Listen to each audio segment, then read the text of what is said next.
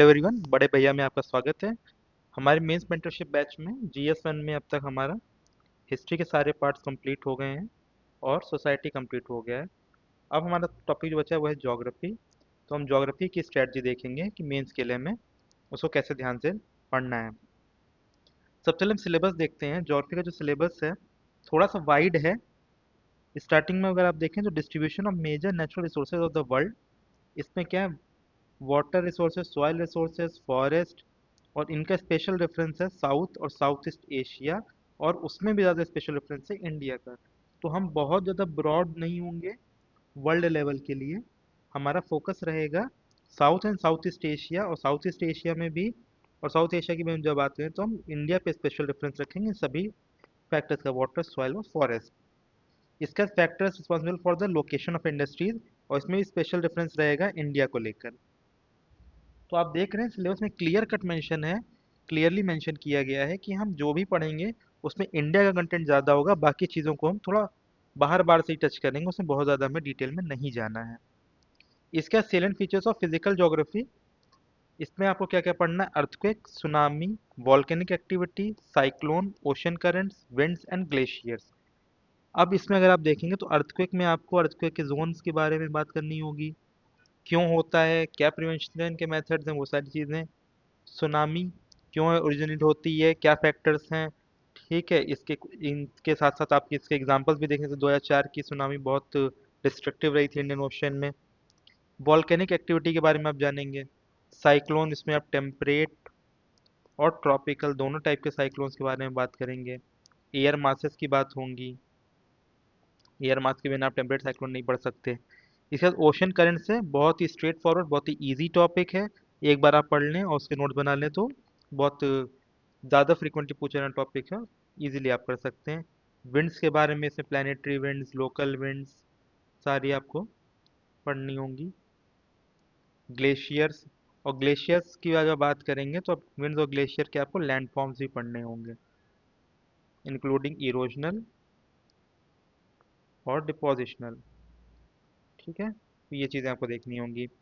Oceanic resources की जब बात करेंगे तो उसमें इंडिया की जो ओशनिक जो रिसोर्सेज है उनके पोटेंशियल के बारे में बात करें तो वर्ल्ड लेवल की ओशनिक रिसोर्सेज के चक्कर में नहीं पड़ना है।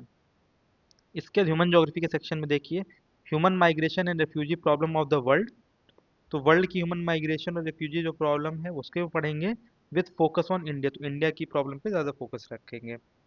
Frontiers and boundaries static portion है, पहले तो इनके डिफरेंसेस आपको ध्यान रखने हैं, और इंडियन सब कॉन्टिनेंट को रेफरेंस में रखते हुए आपको फ्रंटियर्स और बाउंड्रीज के बारे में जानना है। फिर आपका है पॉपुलेशन एंड सेटलमेंट।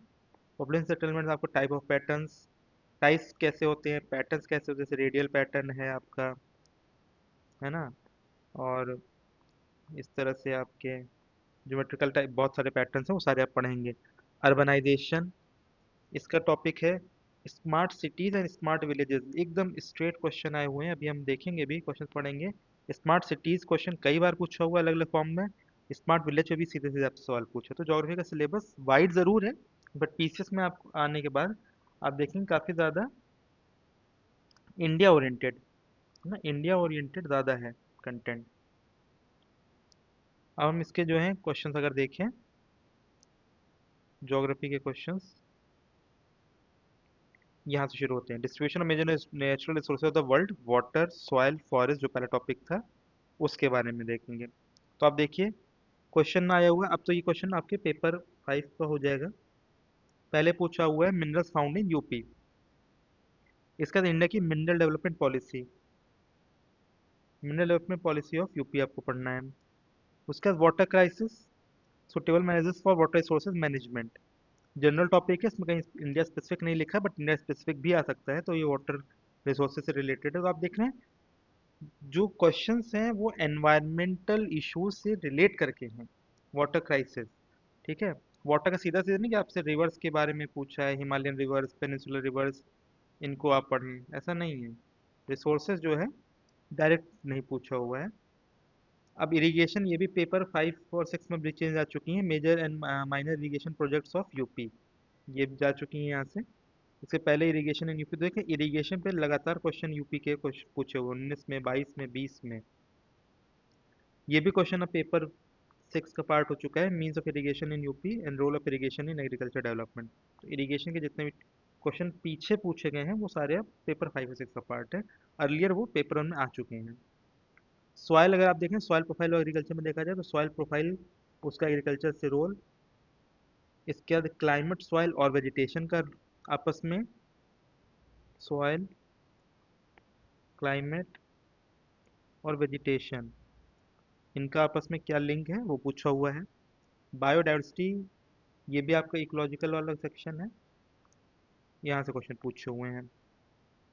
तो सिलेबस जो डिफाइंड है उसके आसपास ही है, आप ये नहीं कह सकते हैं कि सिलेबस एकदम पिन पॉइंटेड क्वेश्चन दे सके आपको ज्योग्राफी में, लेकिन आपको पता है कि distribution of major natural resources of the world, उसमें water resources, soil of earth को पढ़नी है, बट वो इस फॉर्मेट में क्वेश्चन ज़्यादा आते हैं।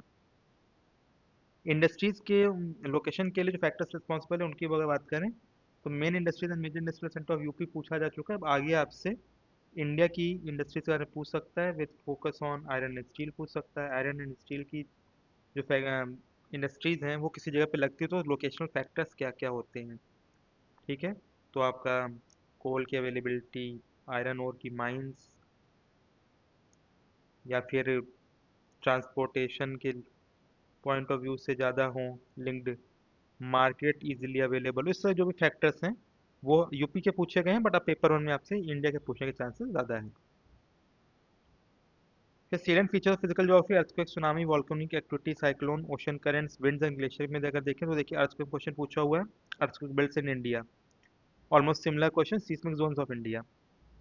सुनामी में क्वेश्चन, एक क्वेश्चन सुनामी का डायरेक्ट आया हुआ, characteristics, causes and effects of tsunami, और दूसरा क्वेश्चन आया है how are volcanoes, earthquake and tsunami related to each other. तो इनको आप फैक्टर्स बताते हुए आपको समझाना है कि कैसे इंटरलिंक्ड है। इसी तरह वॉल्केनिक एक्टिविटीज क्वेश्चन दिया हुआ, उसमें सीधे क्वेश्चन है वॉल्केनिक इरप्शन के कॉजेस क्या हैं और लैंड फॉर्म्स ऑफ डिपोजिशन। तो मैंने आपसे ऊपर ही बताया था कि आपको जो लैंड फॉर्म्स पढ़ने हैं उनको डिपोजिशनल और इरोजनल, इन फॉर्मेट में आपको सारे पढ़ने होंगे।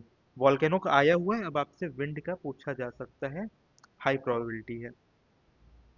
वॉल्केनिक एक्टिविटीज हो गई। अब साइक्लोन में देखिए, ट्रॉपिकल टेम्परेट दोनों से सवाल आए हुए हैं। ट्रॉपिकल साइक्लोन कैसे ओरिजिनेट होता है और टेस्टल पार्ट में जाते ही क्यों वीकन हो जाता है। Origin, structure and weather associated with tropical cyclone, 3 साल बाद सिमिलर टाइप का रिपीटेड क्वेश्चन। ऐसे ही टेम्परेट साइक्लोन में देखिए 2021 में भी और 2023 में भी क्वेश्चन आया है। 21 में क्या है, साइक्लोन क्या है, ओरिजिन ऑफ टेम्परेट साइक्लोन बताइए। तो साइक्लोन में पहले आपको दोनों बताना है, टेम्परेट और ट्रॉपिकल, और बाद में टेम्परेट को अलग से समझाना है। फिर 2 साल क्वेश्चन आया है, right A short note of temperate cyclone and how does it impact India.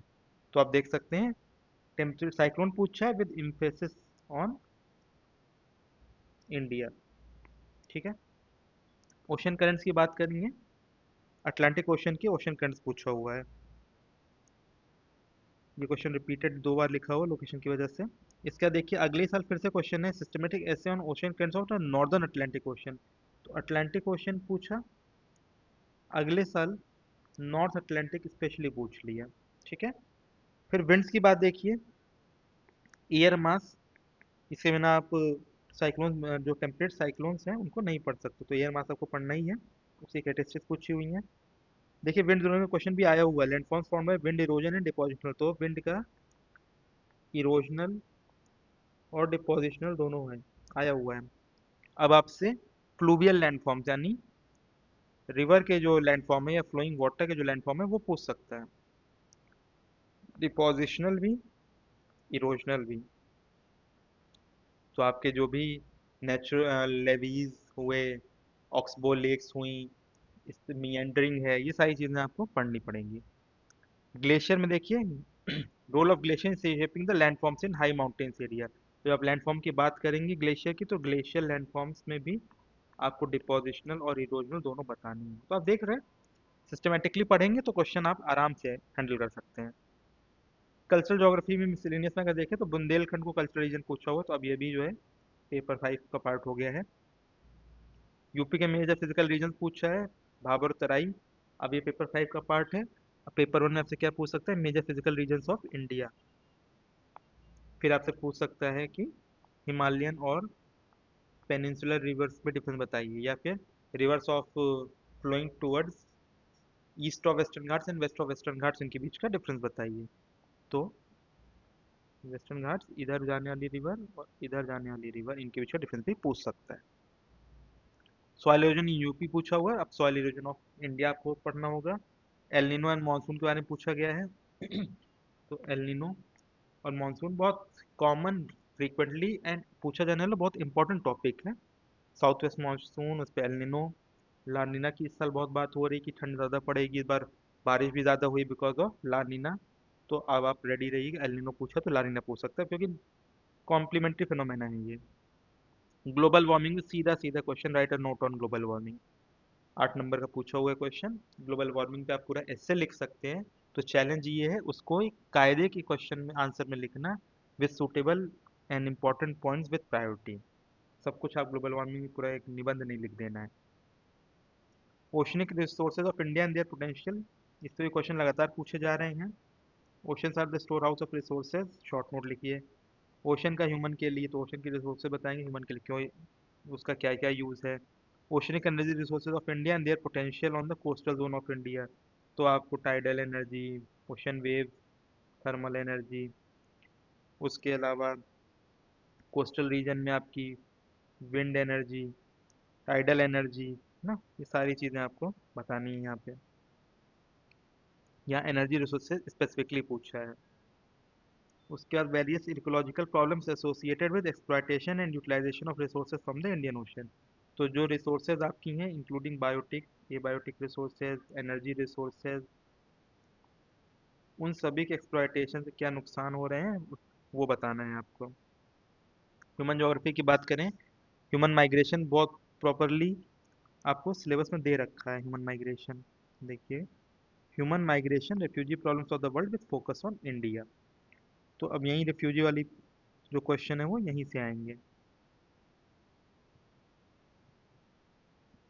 Human migration, migration what is reverse migration, ये कोविड 19 लॉकडाउन 2020 का क्वेश्चन है।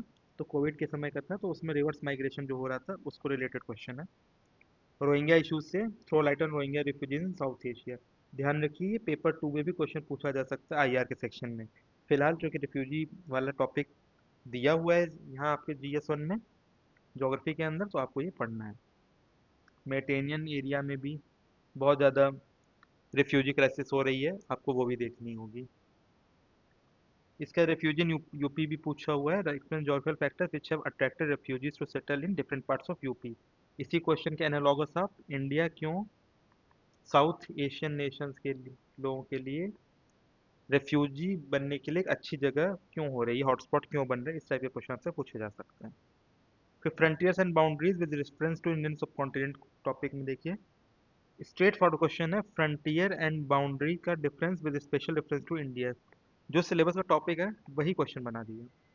तो आप क्वेश्चन की बजाय कंटेंट अगर तैयार रखें तो क्वेश्चन ऑटोमेटिकली अटेम्प्ट हो जाएगा। अब देखिए 9 number channel and it's strategic importance, तो देखा जाए तो 9 number channel, 8 degree channel, 10 degree channel, ये जो चीज़ें हैं ये आपकी प्रीलिम्स के लिए इंपॉर्टेंट है, बट यहाँ पे उसकी स्ट्रेटजिक इंपॉर्टेंस पूछ लिया है। पॉपुलेशन सेटलमेंट में पहले कई बार गैंगेटिक रीजन्स का क्वेश्चन पूछा हुआ यूपी की वजह से। Spatial distribution of rural settlement in Ganga plain, patterns of rural settlement in Gangetic plain, factors affecting rural settlement patterns in India. अब देखिए ये क्वेश्चन 19 में, 21 में और 22 में, 3 सालों में सिमिलर टाइप के क्वेश्चन है।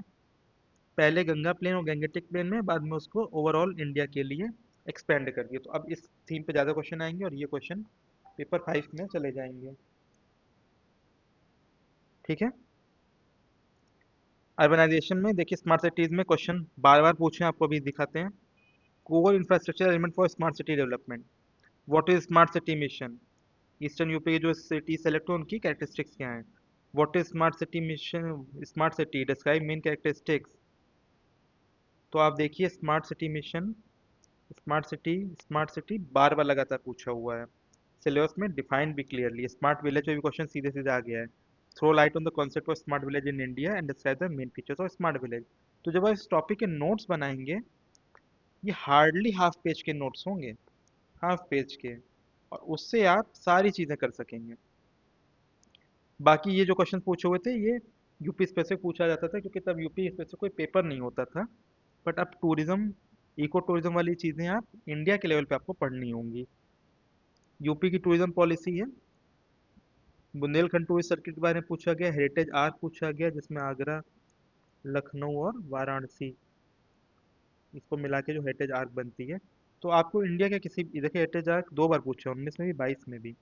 इस तरह की कोई इंपॉर्टेंट स्कीम इंडिया की अगर चल रही हो, जैसे स्वदेश दर्शन स्कीम चल रही है, या हेरिटेज को लेके हृदय है, अमृत है, इस तरह की जो स्कीम चल रही हैं, उस पर भी क्वेश्चन पूछे जा सकते हैं। Major features of wildlife ecotourism circuit of UP पूछा है, या आप इंडिया के लिए भी पढ़ सकते हैं।